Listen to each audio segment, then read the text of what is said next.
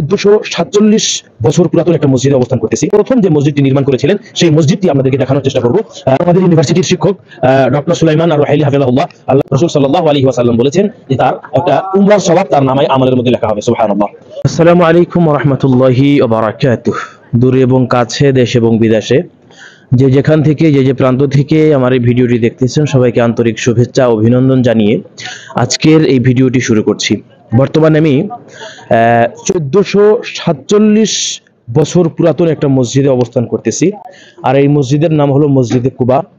এই মসজিদে রাসূল সাল্লাল্লাহু আলাইহি ওয়াসাল্লাম যখন মক্কা থেকে হিজরত করে যখন মদিনায় আসলেন, সর্বপ্রথম যে মসজিদটি নির্মাণ করেছিলেন সেই মসজিদে বর্তমানে আমি অবস্থান করছি।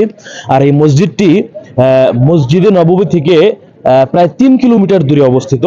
ফজরের সালাত আমরা মসজিদে নববীতে আদায় করে সেখান থেকে পায়ে হেঁটে 3 কিলোমিটার পায়ে হেঁটে আমরা এই মসজিদে আসলাম। মসজিদে এসে এখানে নামাজ আদায় করলাম। তো আমরা এই মসজিদটি 1447 বছর পুরাতন এই মসজিদটি আপনাদেরকে দেখানোর চেষ্টা করব।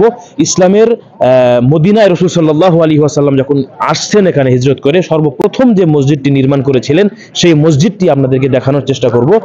আমরা মসজিদটি একটু ভালো করে ঘুরিয়ে আমরা আপনাদেরকে দেখানোর চেষ্টা করব ইনশাআল্লাহ। এই দেখতে পারতেছেন, ভালো করে এদিকে দেখাও। মসজিদের মিনার কি সুন্দর, মাশাআল্লাহ। আমরা মসজিদের ভিতরে প্রবেশ করব। মসজিদের ভিতরে আমরা যাব, মসজিদের ভিতরের সাইডটা দেখাবো।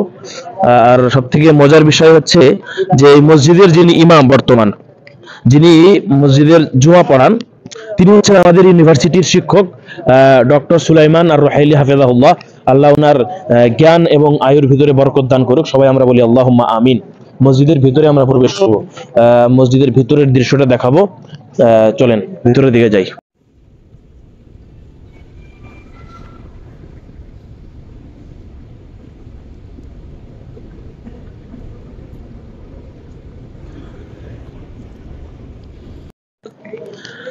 এই মসজিদের নামাজের ফজিলত রাসূল সাল্লাল্লাহু আলাইহি ওয়াসাল্লাম বলেছেন যে ব্যক্তি বাড়ি থেকে পবিত্রতা অর্জন করবে, অর্থাৎ ওযু করবে, ওযু করে পায়ে হেঁটে এই মসজিদে আসবে, অর্থাৎ মসজিদে কুবায় আসবে, এসে নামাজ আদায় করবে, রাসূল সাল্লাল্লাহু আলাইহি ওয়াসাল্লাম বলেছেন যে তার একটা উমরার সওয়াব তার নামায় আমলের মধ্যে লেখা হবে। সুবহানাল্লাহ। তারপর অপর একটি হাদিসের মধ্যে আসে রাসূল সাল্লাল্লাহু আলাইহি ওয়াসাল্লাম যখন শনিবারের দিন রাসূল সাল্লাল্লাহু আলাইহি ওয়াসাল্লাম মসজিদে নববীতে ফজরের সালাত আদায় করে সেখান থেকে পায়ে হেঁটে বা কোনো সময় সওয়ারিতে করে এসে রাসূল সাল্লাল্লাহু আলাইহি ওয়াসাল্লাম এই মসজিদে সালাত আদায় করতেন। শনিবারের দিন ফজরের সালাতের পরে এখানে রাসূল সাল্লাল্লাহু আলাইহি ওয়াসাল্লাম আসতেন। কুয়া, এই কুয়ার ইতিহাস আমাদের ফজিলতুল শেখ ইমদাদুর রহমান আল বুখারী আল মাদানী হাফিজাহুল্লাহর কাছ থেকে বিস্তারিত এই কুয়ার হিস্টোরিটা শুনবো আমরা। আসসালামু আলাইকুম ওয়া রাহমাতুল্লাহি ওয়া বারাকাতুহু। আসলে এই কুয়াটা যখন রাসূল সাল্লাল্লাহু আলাইহি ওয়াসাল্লাম হিজরত করে আসেন তার আগে থেকেই কুয়াটা ছিল। রাসূল সাল্লাল্লাহু আলাইহি ওয়াসাল্লাম এখানে আসেন, আর এখানে এটা হচ্ছে মসজিদে কুবা, পিছন দিকে, আমাদের পিছন দিকে। এই কুয়ায় হযরত ওসমান বিন আফফান রাদিয়াল্লাহু আনহু যখন খলিফা হন, তৃতীয় খলিফা, খলিফাতুর রাশিদ, তৃতীয় খলিফা, তেনার সময়ে তেনার খলিফার খিলাফতের জামানায় এই কুয়াতে রাসূল সাল্লাল্লাহু আলাইহি সাল্লামের আংটিটা পড়ে যায়, যেটা রাসূল সাল্লাল্লাহু আলাইহি সাল্লামের আংটি ছিল।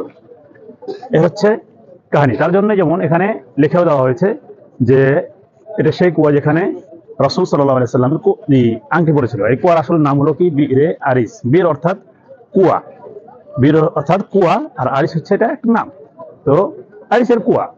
আর এখানে ব্রেকেটে দেওয়া হয়েছে আল খাতাম, অর্থাৎ আংটি, আংটির কুয়া। যেমন রাসূল সাল্লাল্লাহু আলাইহি ওয়াসাল্লামের আংটি পড়েছে, তার জন্য এখানে বলা হয় আংটির কুয়া, বীরে আরিস। বাকি আল্লাহু আ'লাম। আপনাদের কাছে অনুরোধ, আপনারা এই পবিত্র জায়গাগুলোতে ঘুরতে আসেন, অনেক ভালো লাগবে। মানসিক প্রশান্তি আপনারা যদি চান তাহলে এই সৌদি আরবের মতো জায়গায় আসেন। খুবই ভালো, খুবই মজার জায়গা, খুবই ভালো লাগে জায়গাগুলোতে আসলে।